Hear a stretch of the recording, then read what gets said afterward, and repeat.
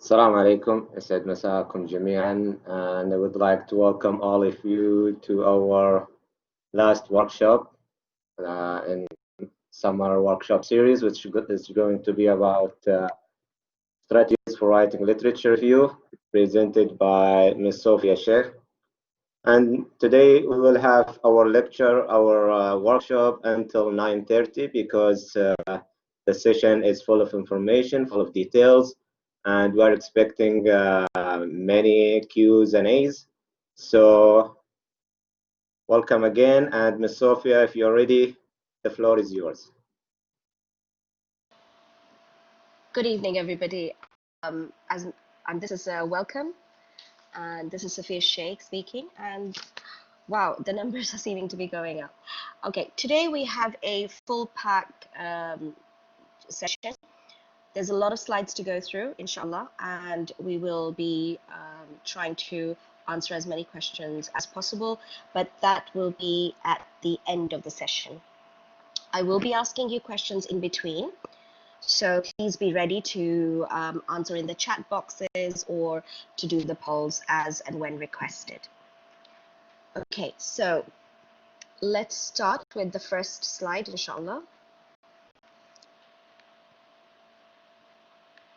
Oh, okay.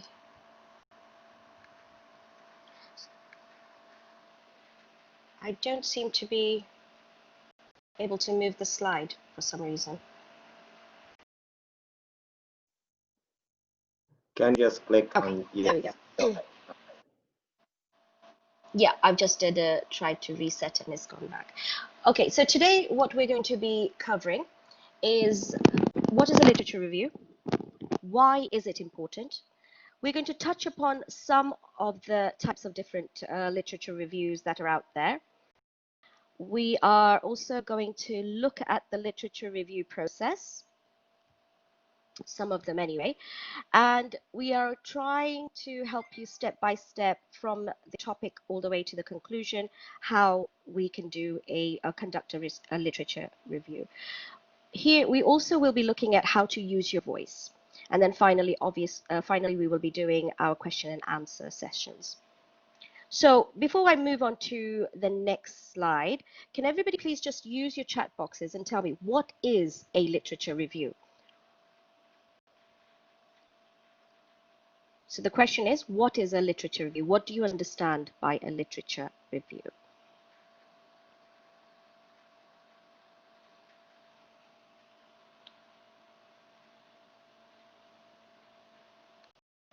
Please use your chat boxes.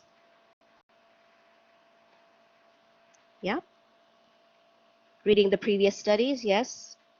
I'm just thinking that's taking of the previous studies. Yes, thank you, Noura.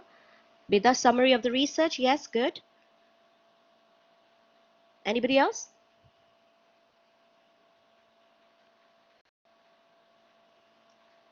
The part that contains what other articles and researchers have figured out. Very good. Collection of similar or antagonizing previous study. Yeah. It's a rich preview of the topic. Good. A wide survey that has been done about the chosen topic. Okay. Analyzing previous articles. Pretty much. Okay. So, but it's not just about analyzing previous articles or just a collection of similar studies. Or it's not even just what the other researchers have figured out. It's a little bit more than that. Okay, so we are going to look into that, and I'm going to try and get back to my slides. So this is what a literature review is. It is a literature review is a critical summary of all the published works on a specific topic. Most research papers include a section on a literature review as part of the introduction. But it is also, it can be published as a standalone article. It's a critical examination of the research that has been done in a particular field or a particular subject. And depending on which field you are, you're given guidelines, and you then include a identification of the core work, then look at the overall contribution, the strengths and weaknesses, and practical implications of all the studies that you have read and put together. So in simple terms, what a literature review is a comprehensive collection of information based on a construct or a particular design. Also, last but not least, it's a means of justifying your research question. So the question lies now is it important? Is the literature review important?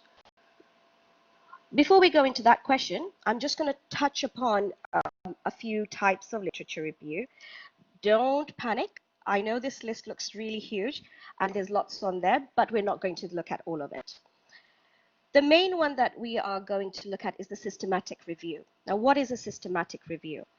The systematic review, it refers to the entire process of evaluating and synthesizing all available evidence. Now, the systematic review also ties in with your meta-analysis, and meta-analysis comes into two forms. You have the quantitative and you have the qualitative data. So basically, the reason I want to highlight this to you first is that this is a very important part of the research, and this is the one that is commonly used. So it's very important for us to know what the meta-analysis is and what is the qualitative data and what is the quantitative. So basically, the quantitative data are dealing with words and meanings. So that part of the research, it actually deals with your understanding for concepts, thoughts, and experiences. Whereas the quantitative data is dealing with numbers. So the quantitative data is expressed in graphs and numbers, while the qualitative data is with words and meanings. Both are very important, and they are a very it's a very useful tool for collecting data. The other one that we can just touch upon is the narrative review down here.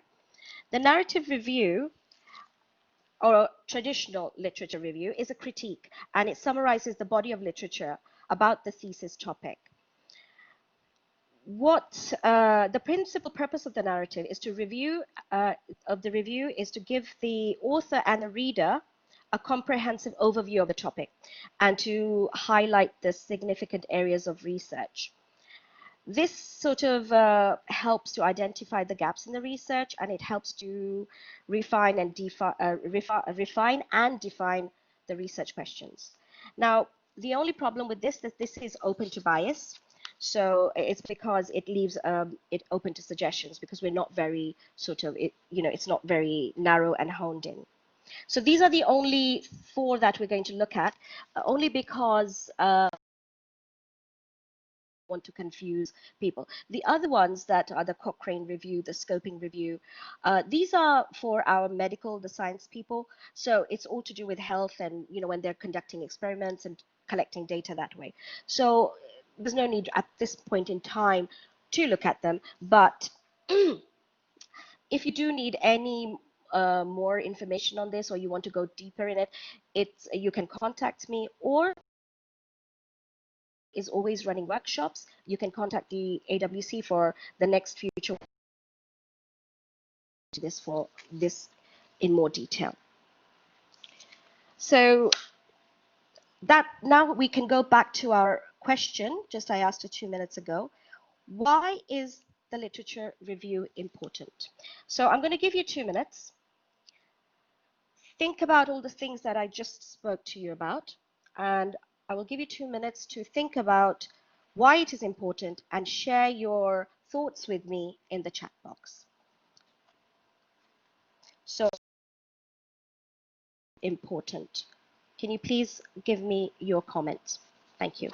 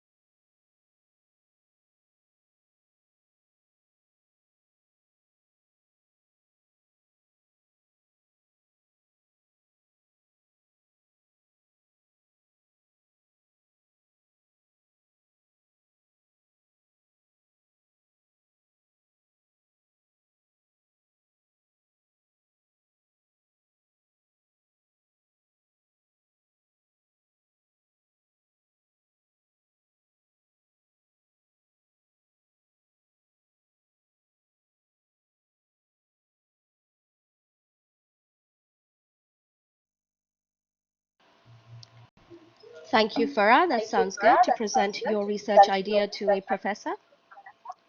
Oh, hello.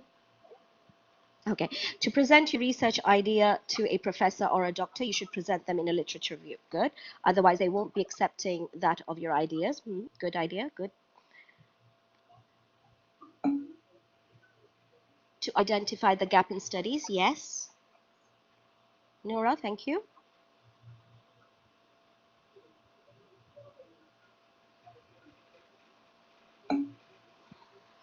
Keep the researcher updated about most recent studies. Find research problem and gap in knowledge. Yeah. To see what has been done so far in the topic. Yes. Sama, thank you. Rasha, thank you. Banda, to improve a study. Theory or create a new one. Yes. LR is important because it shows a comprehensive summary. Yep. To understand the research problem. Yes. It shows the relationship between the previous. Good. Thank you, Bida. To be aware where the field of research to stop. Yes. Ahmed, give them a general idea about the most studies. Good. Okay, we still have half a minute. If anybody else would like to share. Which one of these researches, yeah, to place your research in the field and explain why and how. Good. Right. Manira, thank you. For which types, yeah. Oh, which ones of these? Okay. Questions, I'm going to, if you can ask them at the end, that would be fantastic. Otherwise, they're going to get lost in the chat here. The question is, why are literature reviews important?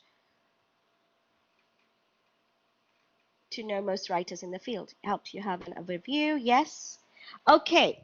So, seems like, mashallah, we have a very knowledgeable crowd out there. So, here we go. This is the answer. Why is it important?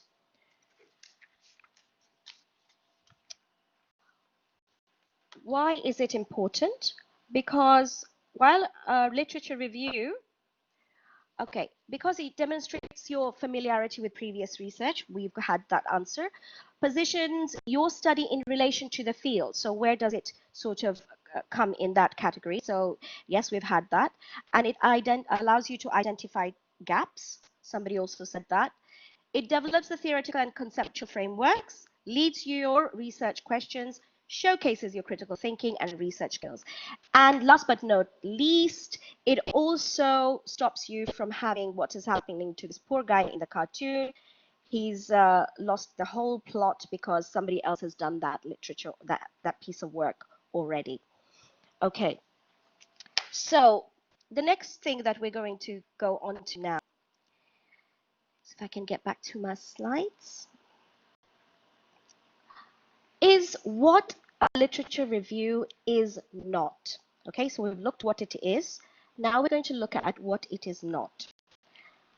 It is not a straightforward summary of everything that you have read on a topic.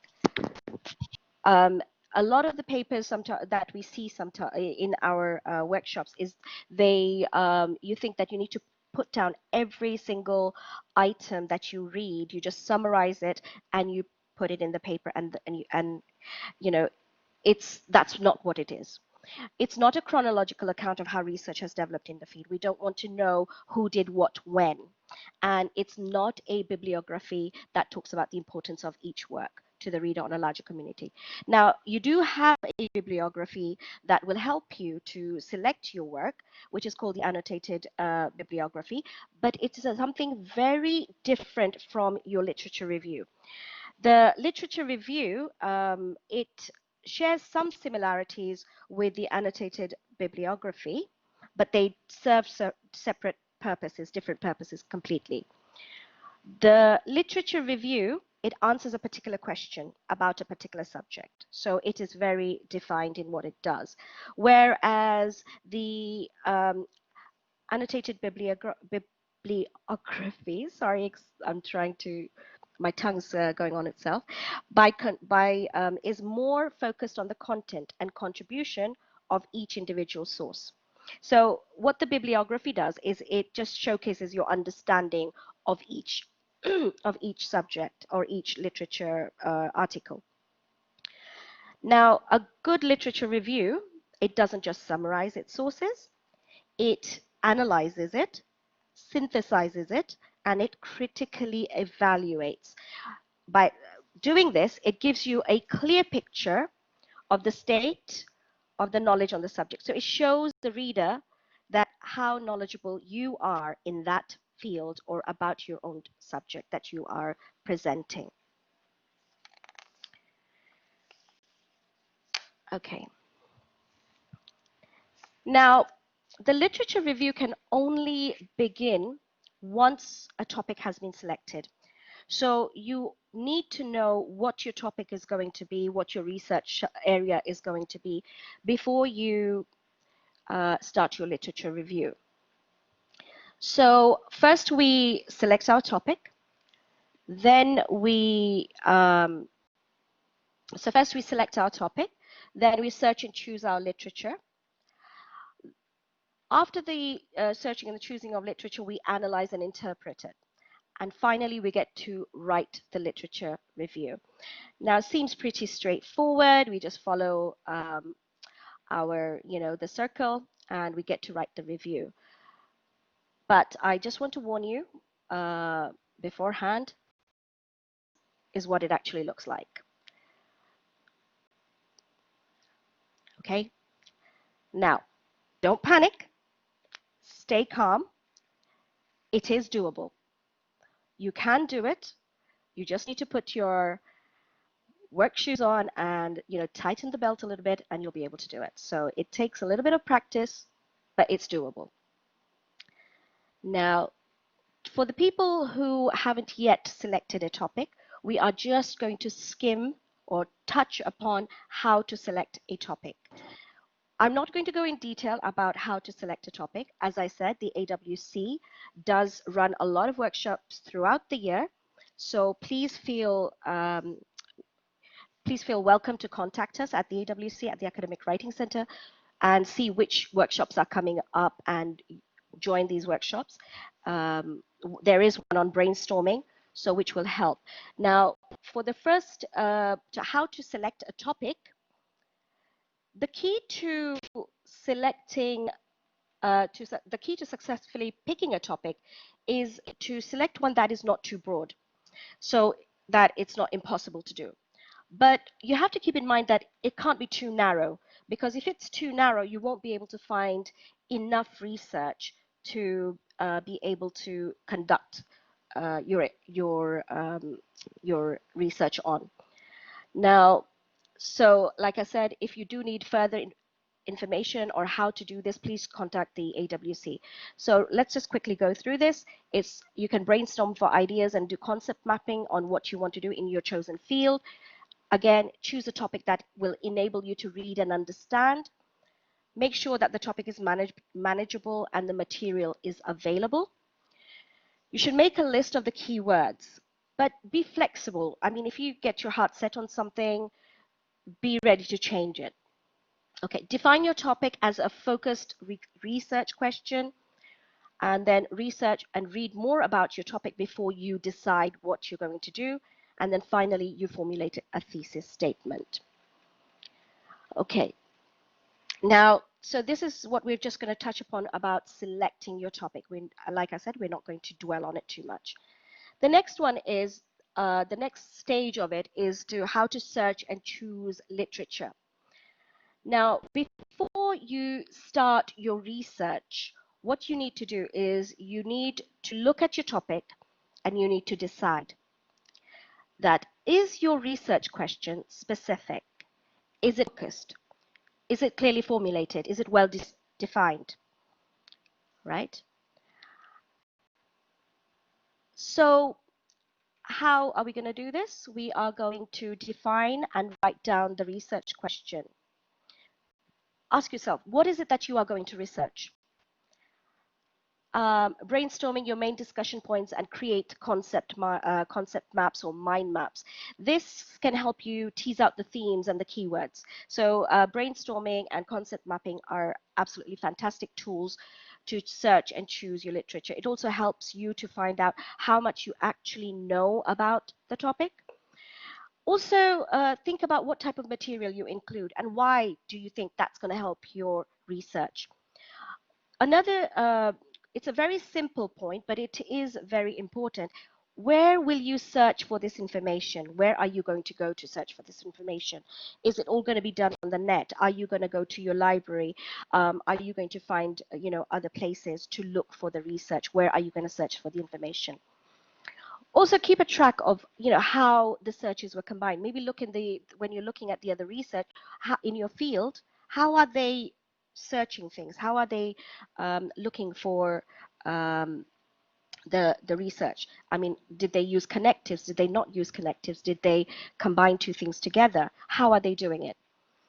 And another very important way of searching for literature is following the citations of the articles that are relevant. So, for example, if you have managed to find a couple of relevant articles, you could look at the reference lists in these articles. And this is one way of finding more relevant articles that are could be useful to your research. And this is known as backward searching. Or the other way, you could go the other way, which is you could check the articles that have cited papers that you initially found, right? And this is known as forward searching.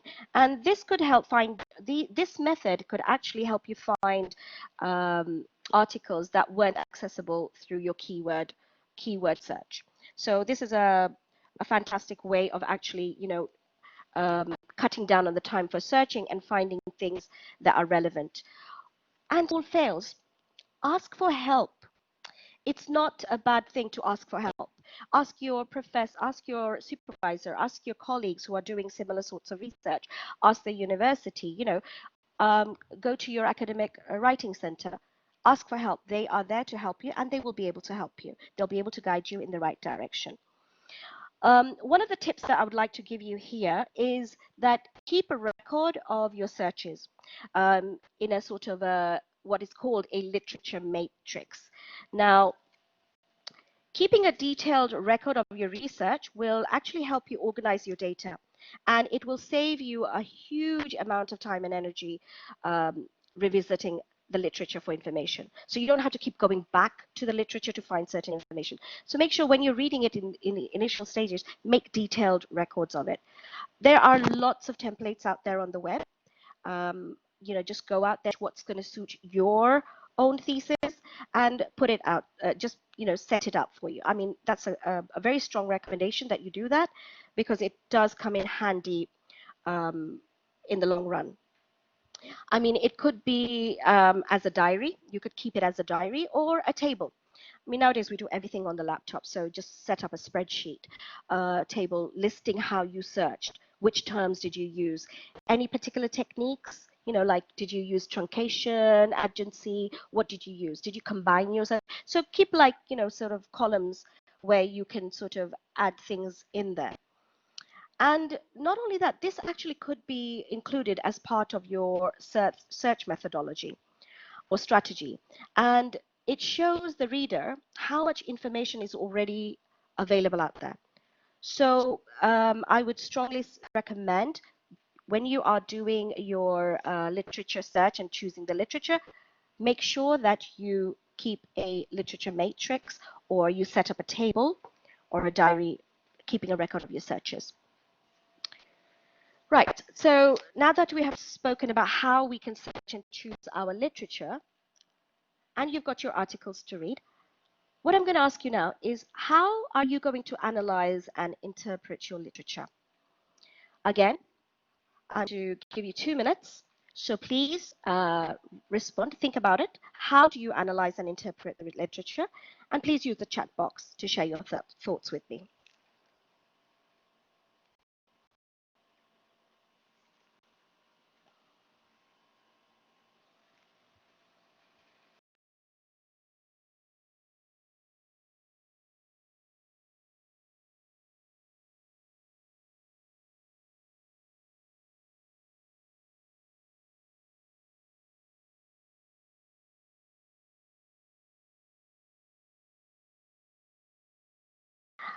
Absolutely, Farah. How to analyze the literature as how to analyze the researches that we read. How are you going to, you know, how to, the question is, how are you going to analyze and interpret?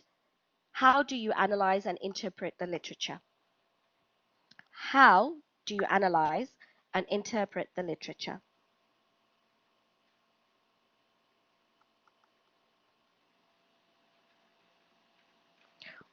What tools might you use? What strategies might you use?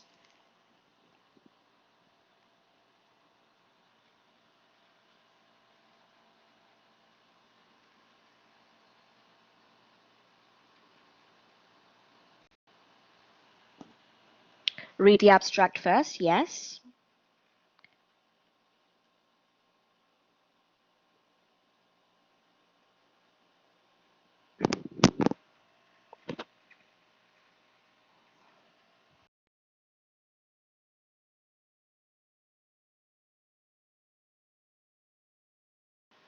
Fantastic. Comparing results, compare and contrast the results. First read, write about the general background.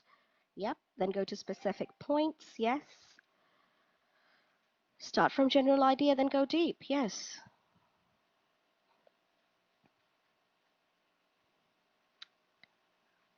Okay.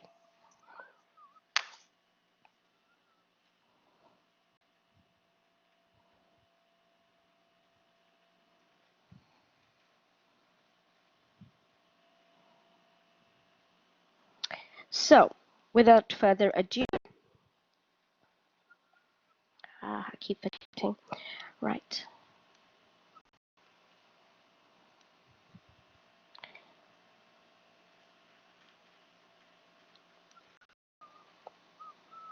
Yep. Okay. So, what you're going to do, how are you going to analyze and interpret the literature? You will take comprehensive notes for each piece of literature to ensure that you don't have to repeat the process multiple times. I've already mentioned that to you. So, but the other things that you will do is you will summarize and describe each article, noting your findings and impressions. You will pay attention to and note the strengths and weaknesses and the validity of findings. You do have to remain objective and keep an open mind.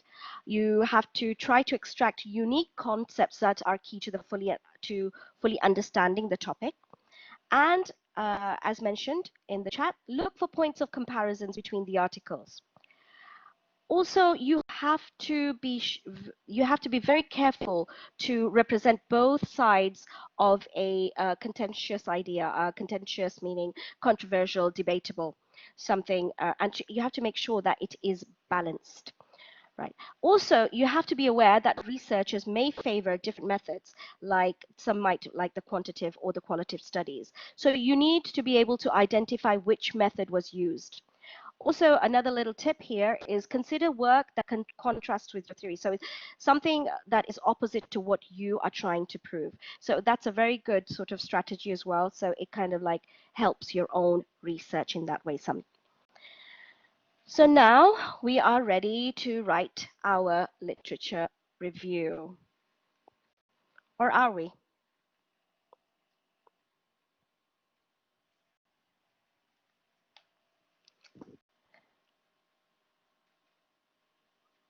Okay. Now, before we start writing, we need to decide how we are going to structure or frame our review. Now, some of the ways we can structure it is like dividing them into themes and categories, or we can present them chronologically. We could sort of look at the theoretical and the methodological literature separately, or we could look at look at the theoretical and empirical literature as different sections. But how you structure your review will depend on the research that you yourself are conducting. But the most common way that we see that is being organized is by themes. So they do it by the theme, organizing it by theme. Also, when you are writing a literature review, it's very important to write with your own voice. Now, ladies and gentlemen, what do I mean by writing with your voice? Can somebody throw some light or their understanding of what does writing with your voice mean? Again, the chat back, if you can do that in the chat box for me, please. What does writing with your voice mean? Your style. Thank you, Bander. Paraphrasing? Possibly. Possibly. Your words, Noura, yes. Use synonyms, okay.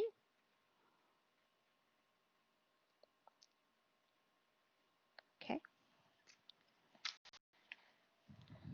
All right. With I, your opinion. Okay, mashallah, good. Writer style, yes.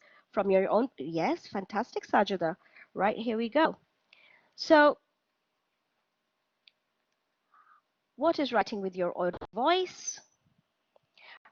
Writing with your own voice literally means the writer's voice is a formal way of writing and speaking that is clear. The writer's voice, your thoughts, your views.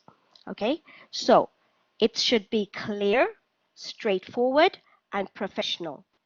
But it also incorporates complex ideas, subject-specific vocabulary, and jargon without sounding fancy or using unnecessarily complicated sentence constructions.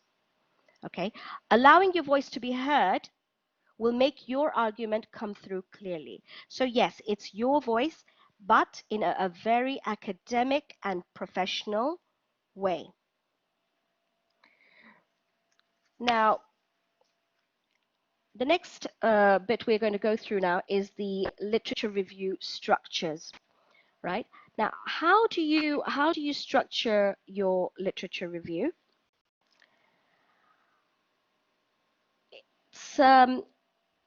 It's usually determined by what the main focus is, right? It's also, are you breaking this down into concepts to unpack it? You know, the information, is it all being broken down so they can be put into separate little compartments? What job is this going to do in your thesis as a whole? What role is it playing, this literature review? How is it working with your thesis as a whole? Have you established the key debates in this field? Are you providing an ongoing dialogue or perspective? In other words, is this review linking to your, is this role, is this linking is there an ongoing relevant connection to your analysis, right? So this is what you have to make sure that you're following. So what is the main focus, the job it plays? Have you established the key debates?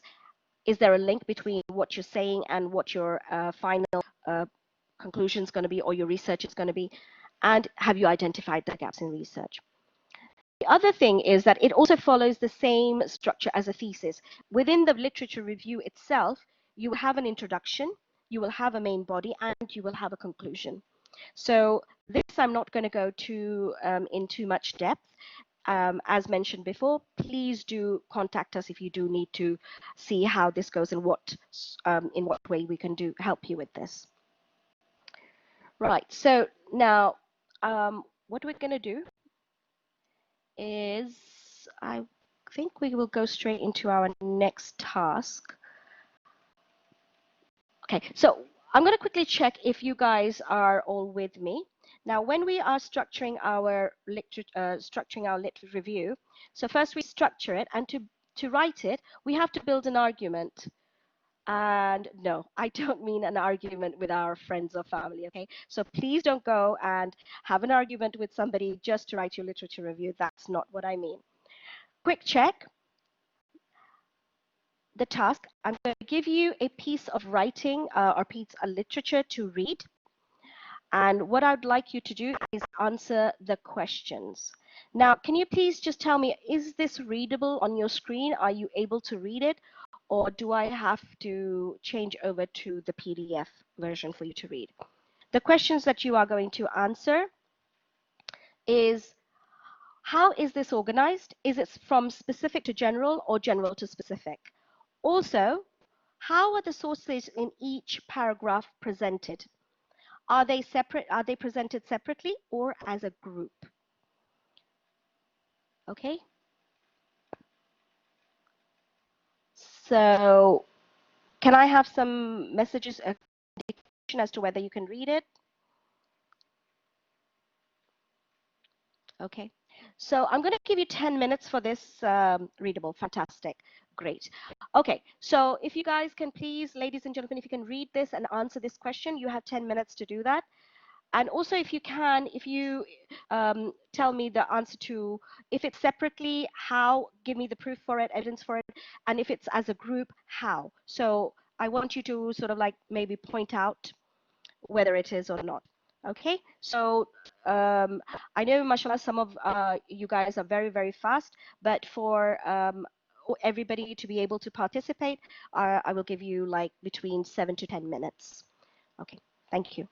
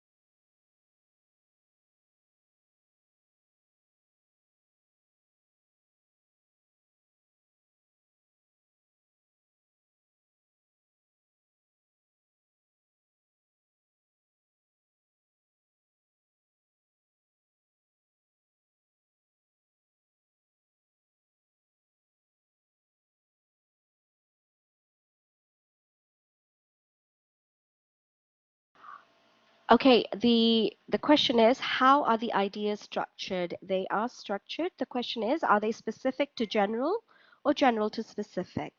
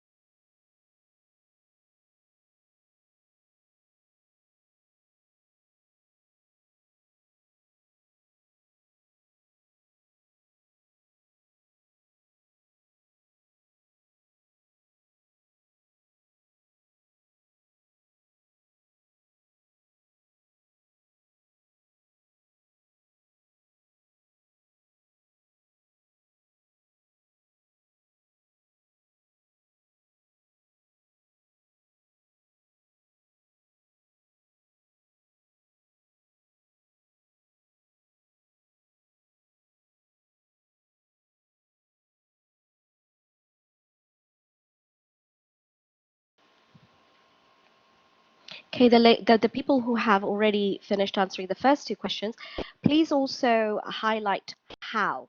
How are these grouped, or are they separately? How are they done?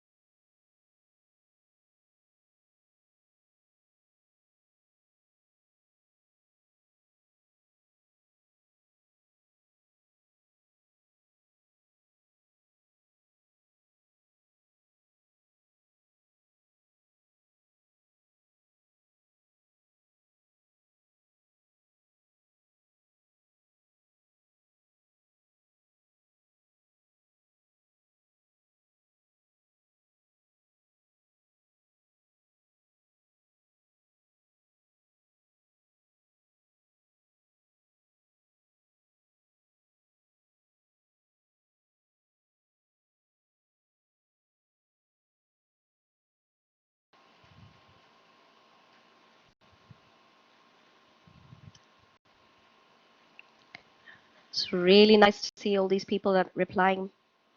Good.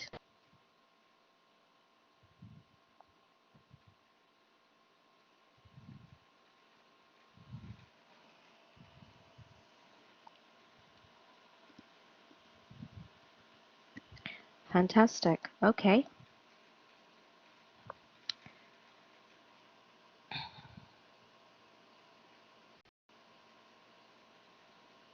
Fantastic, Ahmed. Thank you, Dr. Silva.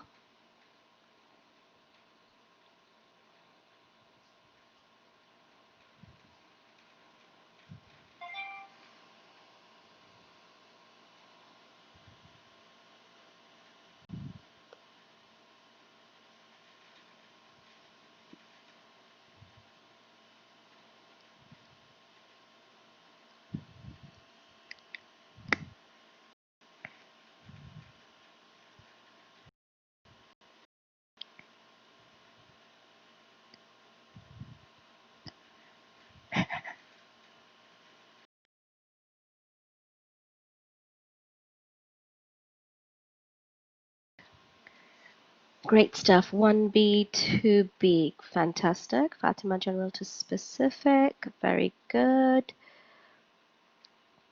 Great stuff. General to specific as a group. Great. 2 as groups because the author is using. Fantastic, Munira. Well spotted. Grouped based on the covering of the topic mentioned. Very good, Mandir. Right, fantastic, amazing stuff.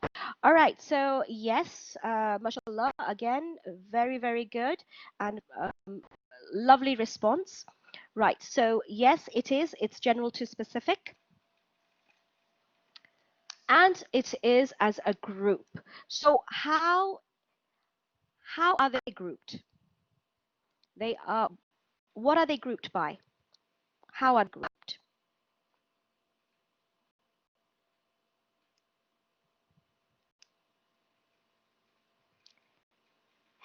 Yes, this is only one way of presenting your information, Dr. Silva. So like I said, there are different methods, but I've only chosen one. And we can sort of like look at it in depth, at a further workshop maybe, inshallah. Okay, so how are they grouped? The approach of the topic by theme. Exactly what we said earlier. One of the common ways of doing it is by theme, and this is what they have done. Now, if I can just draw your attention to a couple of things here while we are there. Now, if you look at the language that they have been using now, if you look at it, it is a very condensed piece of work, and yet it gives you a mine of information. If you look here, one of the areas in which applications of the theoretical tenets of CL. So this is basically telling you what theme it is following. And if you go a bit further down, we are looking here. So what is this all about? It's got the groundbreaking contributions on how approach a metaphor when teaching. And also, it tells us what is the most important study in here. The most important study is Lowe's seminal article published in this here linguistics in 1988. So this is one of the important studies that have been used, and the others are basically following this study. And how do we know that? Is from here. So by using vocabulary like this, okay, so this is vocabulary, the sort of vocabulary we're looking. It's very simple, and yet it is very, very clear. Okay, and what else are we showing? We're here down here. If you see where I'm highlighting it now, demonstrating that the application of CI tenets can have a positive influence on the instruction annual acquisition, right? But also note, look at all this research that this person has looked into, all of this is all the research that they've looked into, and yet he's not had to mention them individually or what they had, what these researchers actually had in there. Okay, so this is a sort of a really compact way of showing or showcasing your research and what you have done. So it shows that you have done a lot of reading, and yet you've managed to compact it all into this little piece of work with these chosen words, a few chosen words. Okay, hopefully that helped. And we are now going to move on to the next bit. Let me just get back to the slide one. Okay.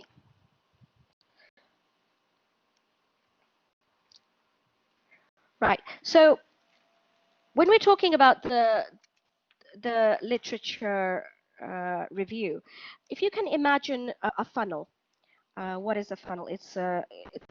It's broad up top, and then it kind of like comes down, and you can use it to sort of like, you know, so this is what a funnel it looks like basically. So you will have all your broad issues right at the top. So all the broad issues will be there. Then you will have your studies that overlap with your research. After that, you will go into the studies that directly relate to your investigation. And finally, you will talk about the research gap. Now, this is where most of your writing should take place, down here. Okay, so this is all sort of like, you know, very brief, and then this is where most of your writing should take place.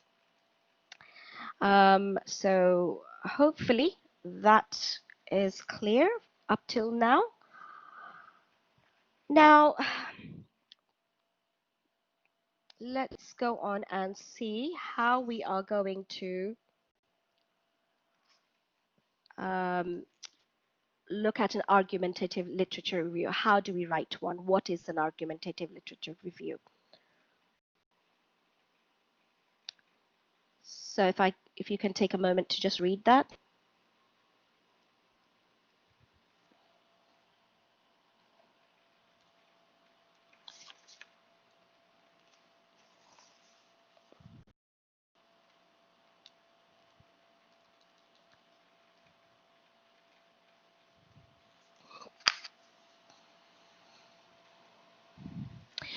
Again, the your literature review structure basically it is totally determined by the need of your research question, okay, and all the what the main focus of it. So it does differ from one article to the other. It does change from person to person. So we have to keep that in mind. No two reviews will be absolutely, you know, alike. They will be very, very different. So a literature review should be a written argument that promotes the thesis position by building a case from credible evidence based on previous research. Hopefully that is clear. Now, what we're going to do is we are actually to look at some argumentative style phrases.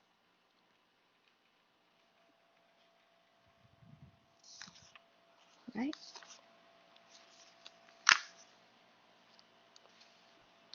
Wow.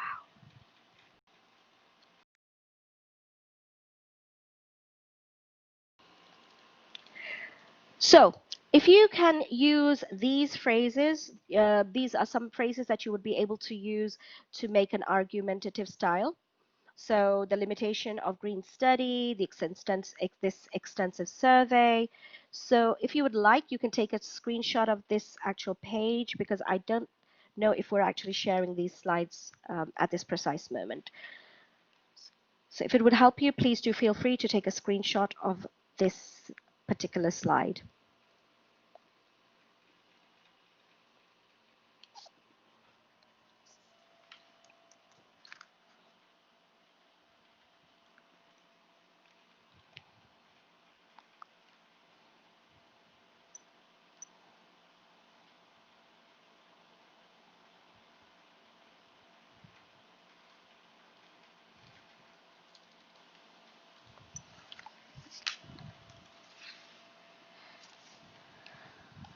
Okay. I think I'll move on to the next slide now. Another very important thing when we are writing our literature review is to be concise and specific. You don't want to use too many words or too many big words, which will, confuse people. So you need to use specific examples to illustrate your points. You need to cut out any references that do not feed into your argument. So it just kind of like, just hones into the actual point. Avoid slang. Cool. One thing that I come across quite a lot in the writing is gonna, the word gonna, Gonna. And that's not part of academic writing. You need to be able to take that out, and just even abbreviations, we're not supposed to use them. So you don't use casual language, and you don't use slang. So you can't use things like cool or pretty awful or gonna. Okay, so you need to use full forms and not abbreviations. So you use does not rather than doesn't. So these are small little points that we need to sort of like keep in mind when we're writing it, because it's an academic piece of work. Still, to be concise and specific, you need to be careful to indicate properly that an idea belongs to someone, because otherwise it's plagiarism. This is also, oh, sorry. Tell you,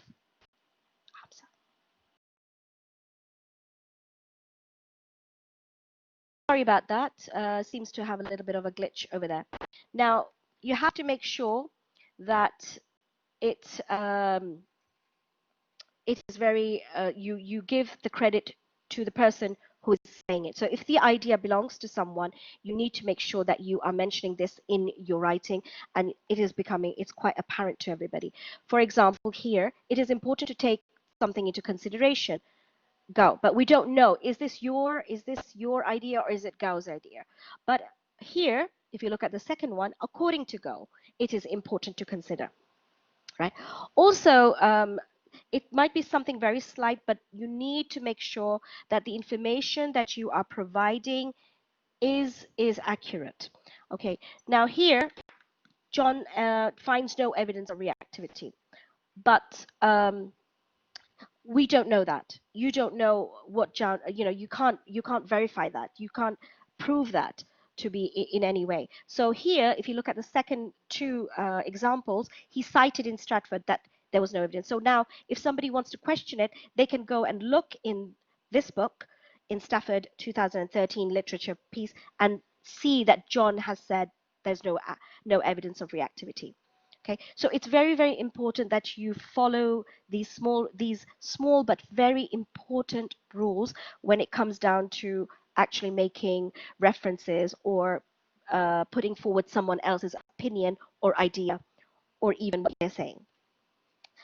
Okay, so hopefully that is quite clear, and let's move on to the next bit.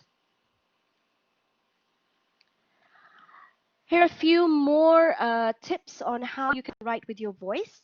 So you use voicing words, you have to use reporting verbs, use verb tenses, and try and avoid the passive. Okay. You need to try and avoid the passive here. Let's have a look at the next slide, where I'm going to help you with some words. Use voicing words, the first one. Hedges. Basically, what is hedges? It's when you are not 100% sure about something, you are not quite agreeing with the idea, but you don't have enough evidence to disagree with it. So you want to sit on the fence, and you don't want to confirm it or deny it. So you will use words like possible, might, perhaps. So this way you are not agreeing or disagreeing with it. When you are quite sure about something, and you are it's a fact, you can be very emphatic about it, and you can say clearly, in fact, you can use these words. Attitude markers, it's a polite way of agreeing and disagreeing, as we all know.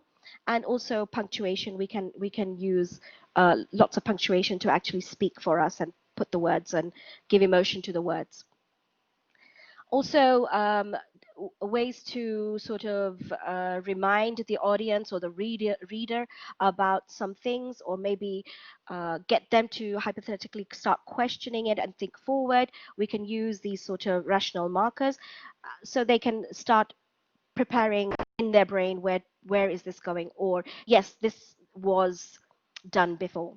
And also we have the self-reference markers, which show them that this is our opinion, or the way we feel about it. So we have the self-reference markers. So here again, some just sentences or just some information on how we use the self-reference markers. In cases referring to yourself, you can strengthen your argument, like when you think it, or use direct self-reference to introduce a topic, state your argument. Again, may I please remind you that everybody doesn't write with this. It depends on your own thesis. And I know that some of them has to be an indirect personal voice. So it's depending on your research and what your paper is going to be about. So we can go into that at a later point. You're very welcome to email me or the information on this. So you use direct self-reference to introduce a topic, or you state your argument and draw the reader in. For example, have a look at this, which was in Sati 2016. The way she has used it here, my aim is to explore. So it is Dr. Sati's aim to explore the metaphor awareness, or it's an indirect personal voice, the thesis. So we're talking about the thesis. So here we're saying it's so, but one is personally and the other one is an indirect personal voice.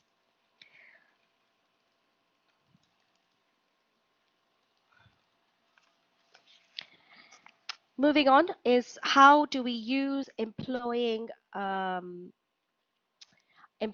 reporting verbs correctly? Okay, so how do we employ the reporting verbs correctly? Give your reference extra significance by using precise reporting verbs. For example, concedes, states. Now, I'm going to do a poll here, and I don't, okay. So what I would like, I think, what I would like you to do is, can you please tell me, does argue mean the same as suggests? Okay, I'm going to do a poll here. I don't need the answer in the chat. I want you to tell me yes or no. Here we go.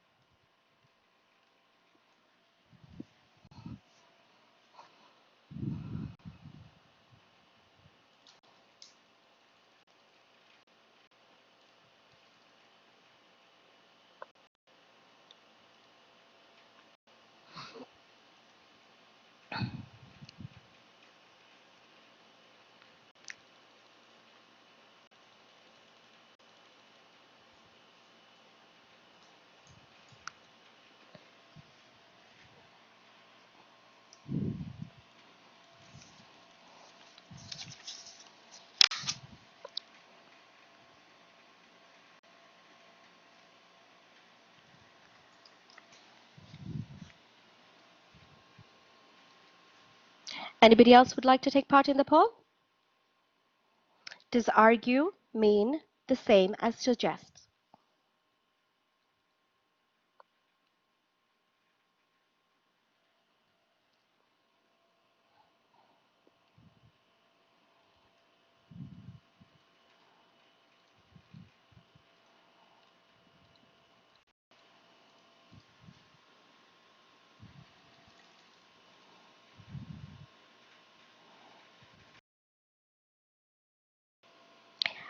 The difference between argue and suggest, it doesn't mean the same. It's just the meaning. We're just talking about the meaning, nothing else. Okay. All right, so I'm going to close the poll here now. How do I close the poll? Okay. right?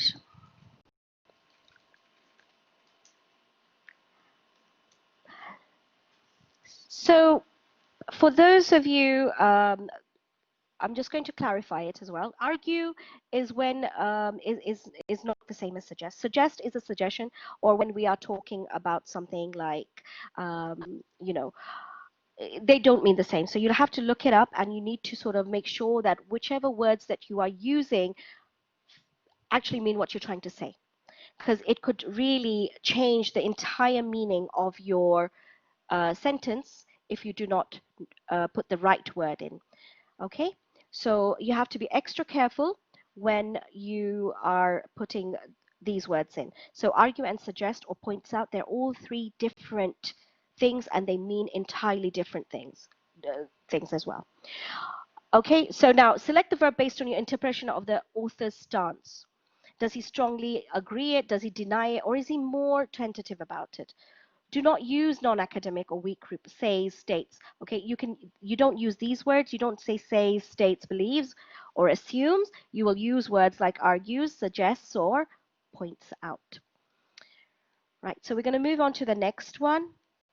Now, this is strong versus weaker reporting verbs. For example, Johnson 2018 argues that high school arts programs deserve more support. 18 suggests that high school arts and programs deserve more support. Thank you, Mr. Bunder. Okay, now I'm going to do another poll here, and what the question is, which one indicates is indicate stronger than conform. So, for example, the preliminary results confirm that dust blown off dry fields contains PM10. Or does it indicate? Which one is stronger? Is indicate stronger than confirm? Because I'm going to do a yes no poll, I'm just going to give you that question. Mr. Bunder, you're jumping the gun. Okay. Right. So we're still going to do the poll.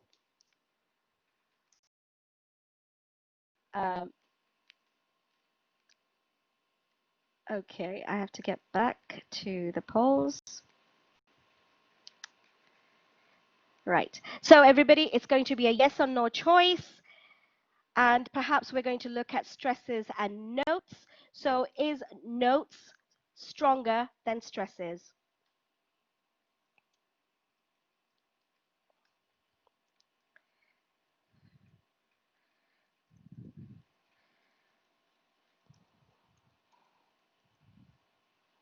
Okay, and the poll is going to be now open. So please answer yes or no. Is notes stronger than stresses?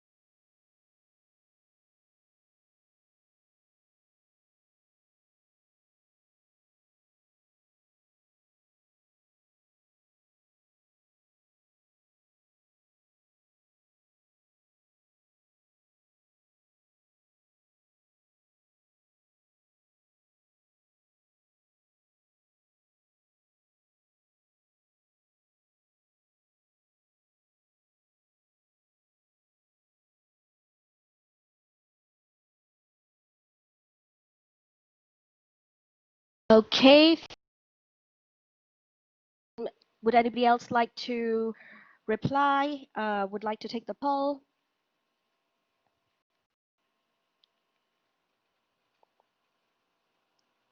Okay. So I'm going to put a stop to the poll now, and thank you. Majority of people are correct, and yes, no is the correct answer. Notes is definitely not stronger than stresses. All right. Now, ladies and gentlemen, what I would like you to do is I would like you to look away from your screens for a moment. I don't want you to read the screen at all. I just want you to listen to the sentences that I will be reading out to you. So if you can all kindly look away from the screen for a moment.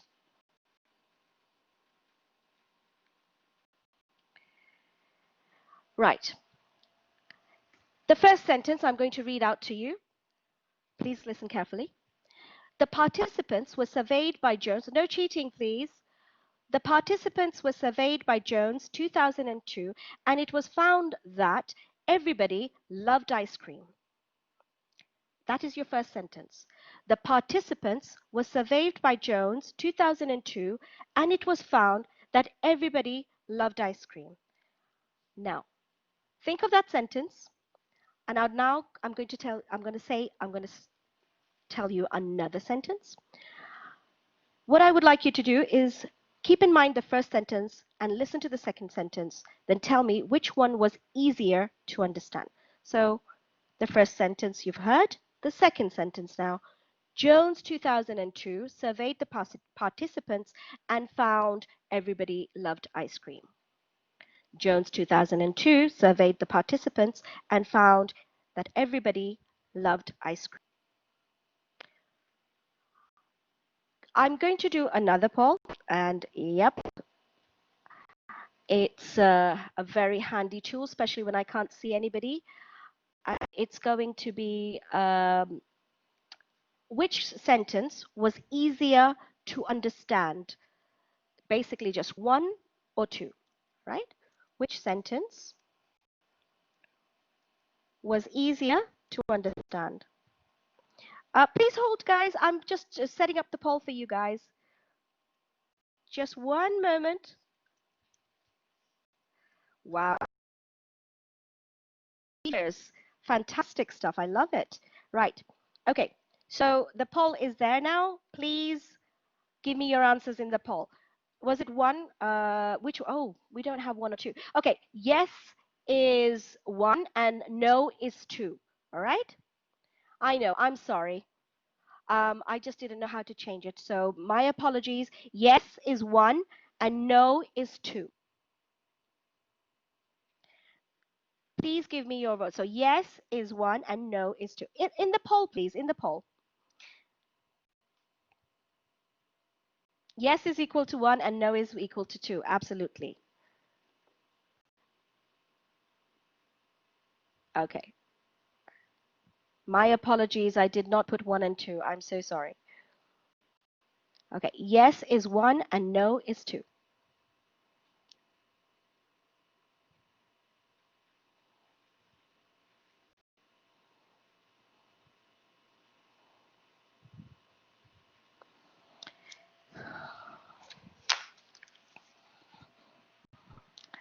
It's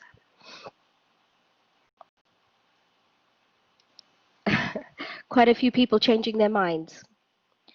Okay, I'll just repeat the sentences for you one more time. The participants were surveyed by Jones 2002, and it was found that everybody loved ice cream.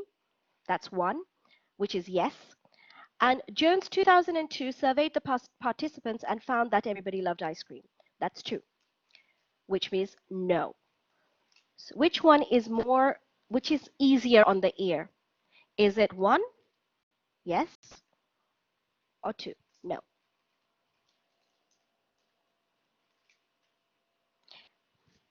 Okay, guys, fantastic. I am going to close the poll now.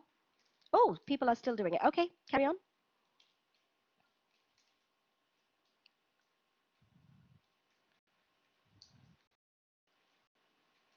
Okay. Right, so I think everybody gets a sort of idea. Now, the reason we did this, and I wanted you not to look at the sentence and just listen to it, is because that makes a big difference. One was a passive voice, right, which is a little bit more, it's got a lot of, it often uses unnecessary words and sounds awkward, and it obviously uses many more words than we did in the active voice. Okay, so this is why when we looked at the one of the recommendations was that you should use a active voice rather than the passive voice. Now, when you're employing the verb tenses, you should try and maintain the present simple. So when you're making the generalizations, when you're talking about the current knowledge, you know, the state of current knowledge or the previous findings, try to maintain the present simple. Also, you can use this, the simple past, but you use it to discuss time-specific instances or the single study that or talk about a specific piece of research and its findings, or to present your methodology and results, or about a specific study. And the present perfect is used to summarize the field, to talk about the general area of investigation, or to make general statements. Now, please be careful when you're switching tense. Do not do this without good reason, because it becomes confusing. And sometimes you end up confusing yourself, and you know, you're using the present tense and the past tense in the same paragraph, which kind of like, you know, doesn't make sense. All right. So this brings us to our final slide. By the way, did anybody want to take a screenshot of this slide over here? Maybe that would help everybody. So if you can just take a screenshot of it, and then it just is there for you to guide you through. I'll just keep it there for 1 minute or half a minute.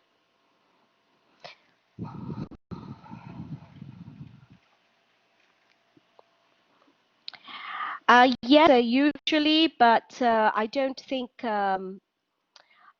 we are at this moment decided if we're going to share the slides for this one, as this is a ongoing piece of work. So we need to sort of like, you know, maintain these slides.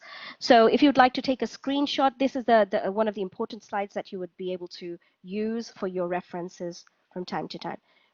But we don't know. I mean, the only reason I'm asking you is because we don't know when we're going to share these slides. Okay.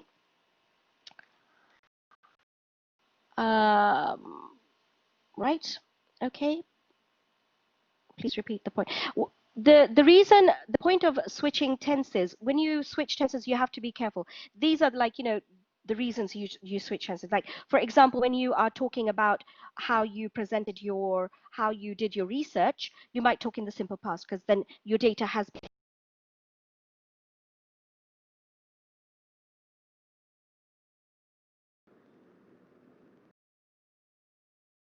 So at that time, you will talk about the present simple. Okay? I hope that's clear for you, Mr. Badur? Right, so now I think we're coming towards the end of our presentation, and I think this is one fact that I think we all agree on this one.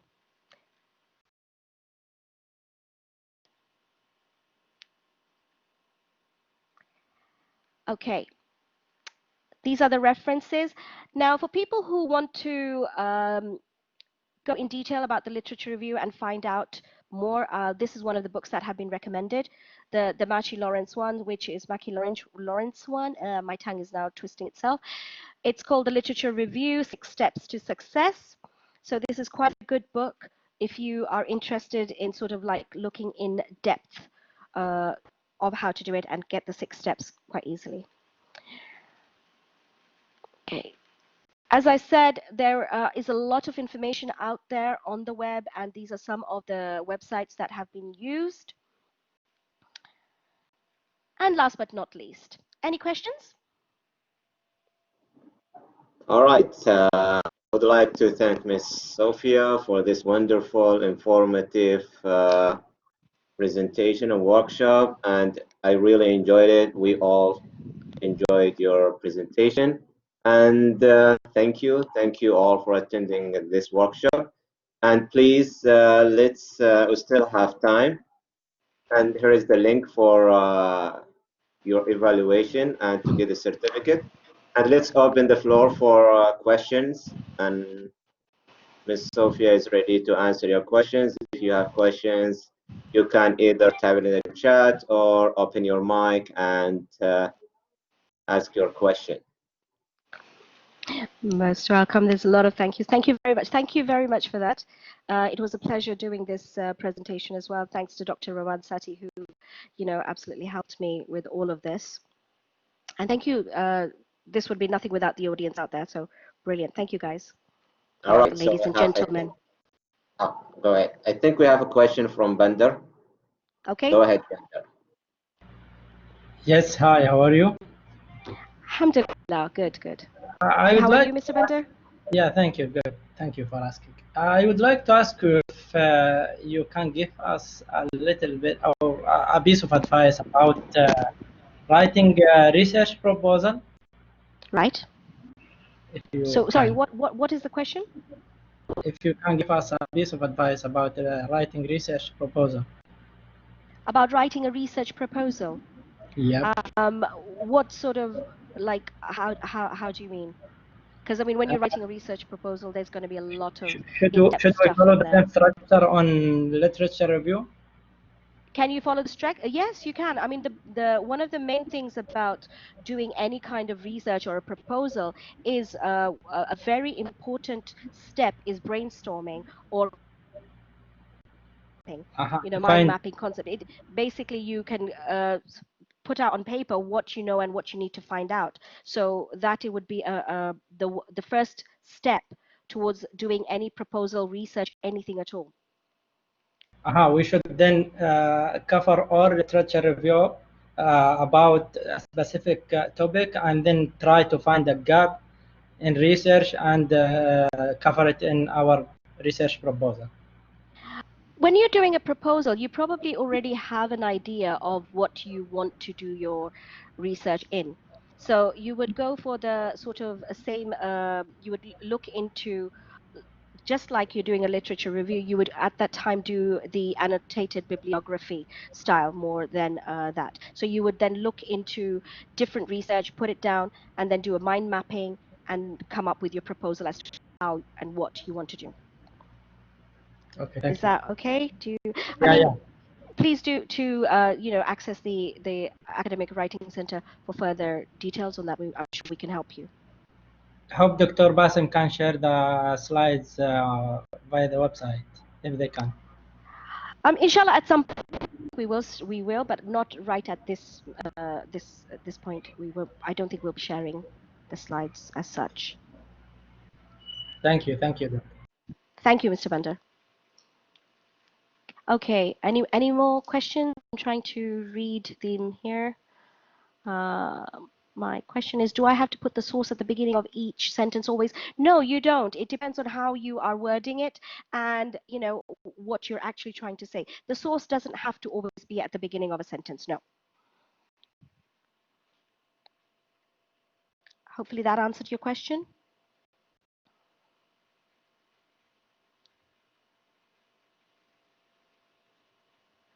Great. Any other questions?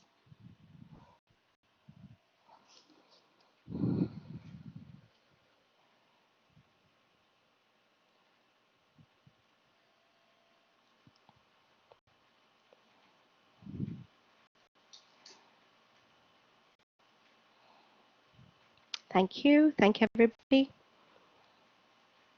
Okay, thanks, Mawahib. Thank you, Hannah.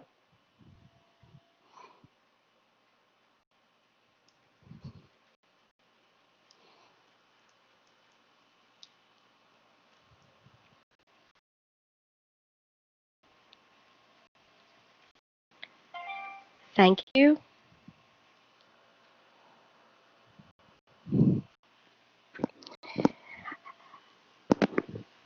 As I have said previously, please do keep looking up the website. We at the AWC, our Academic Writing Center, are here for you throughout the year, and we are always happy to help. So please do keep, contacting us for information and look out for our further workshops that will be coming up. If you have any suggestions as to which workshops will benefit you, please do put them forward. we would be quite happy to accommodate them.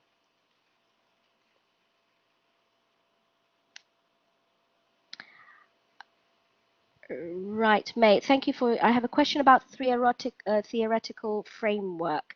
May, what sort of information would you like about the theoretical framework?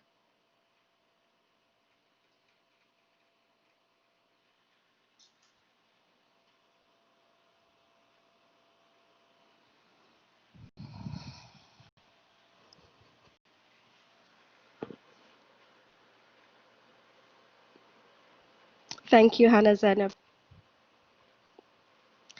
May, area? Right, how can you link the theory with your topic? That is quite, it will depend, that's quite a detailed, question, and we'd have to look at the theory and the topic together. Dr. Sati, would you be able to answer this question, do you think, for Mai? Do you have any sort of like a sort of like a synthesizer or sort of like small?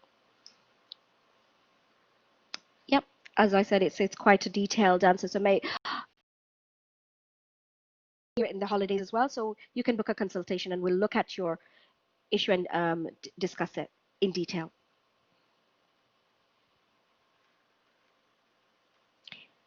Yes, Mr. Banda, the AWC at the moment, we do have, when you book it through the system, there is no charge for it. So you have to book the slots. If you go onto our website and you pick a slot. Amin Arab. Thank you.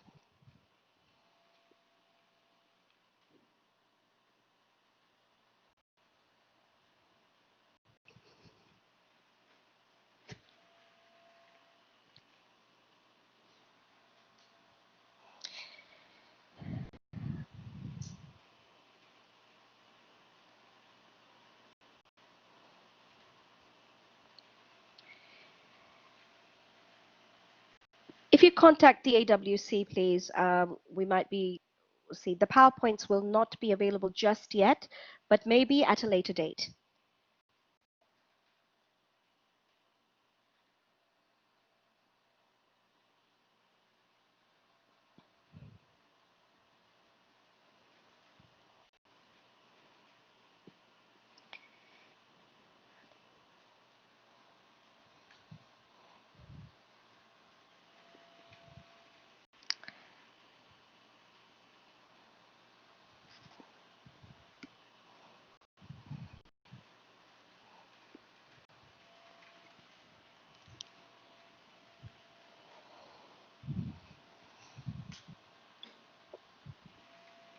Any more questions?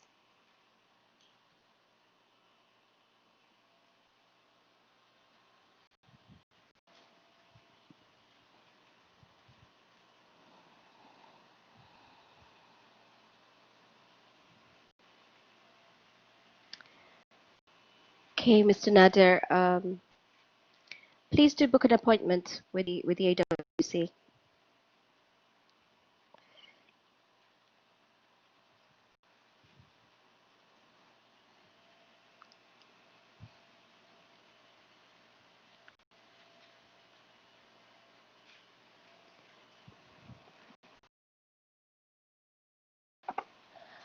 Okay, thesis coach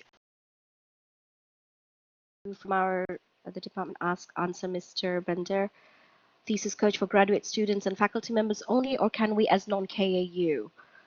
I'm not 100% clear on that one. So if anybody else, Mr. Abdullah, I think can answer this question from Mr. Bender or Dr. Roman.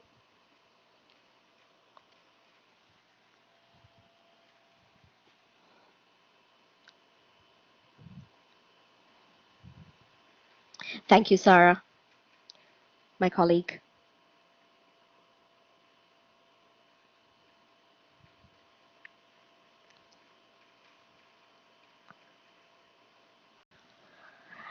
Okay, I think there are no more questions now, and alhamdulillah, we have managed to finish on time. So last but not I will leave you with a little bit of a advice.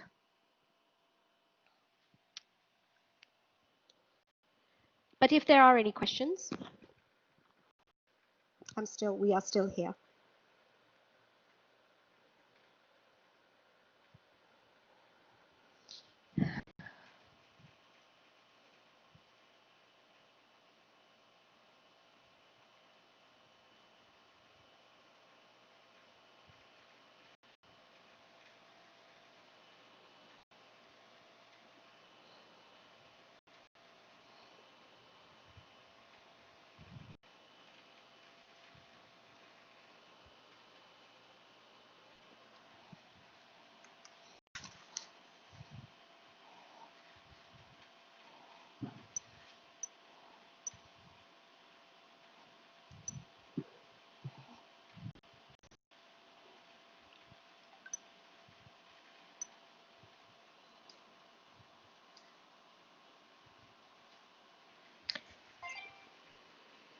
Okay, yes, you will be getting a certificate, Russia.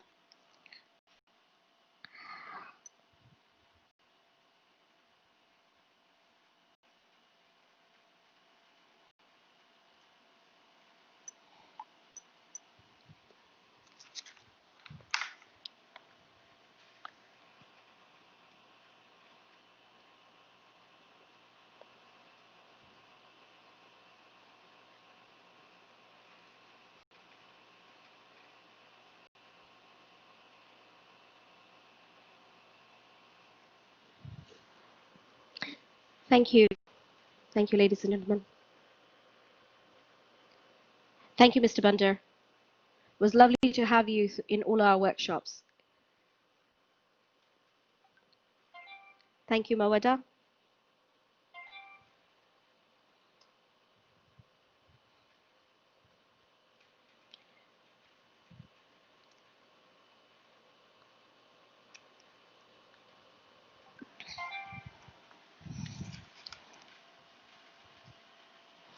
Okay, so I think we don't have any more questions anymore. So if I could very kindly hand back the reins to to Dr. Balsam. All right. Is that thank okay? you, Sufia. Yes, thank you, Sufia. It was wonderful presentation and workshop, very informative. And thank you all for attending. Please don't forget to complete the evaluation form.